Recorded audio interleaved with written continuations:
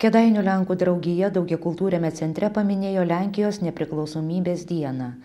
Lietuvą ir Lenkiją visada siejo gilūs istoriniai ryšiai, todėl Lenkijos nepriklausomybės diena yra šventė ir Lietuvoje gyvenantiems Lenkams, sako Lenkų draugijos pirmininkė Irena Duchovska.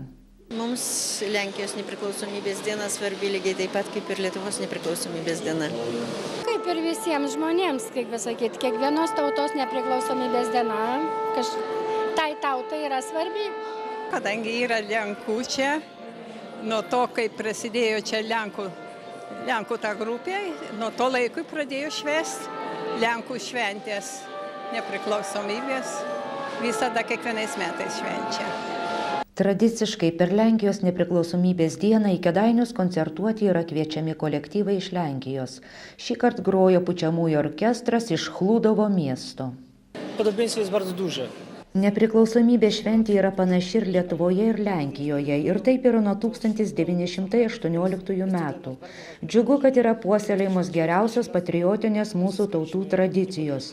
Per muziką grodami mes esame kartu su jumis. Atvykimas į Kėdainius mums labai didelis įvykis.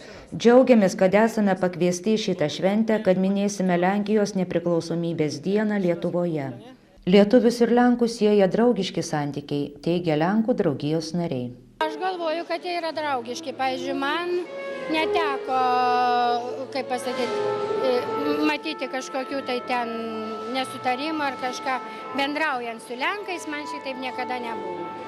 Draugaujam su Lenkais, važiuojam, dainuojam.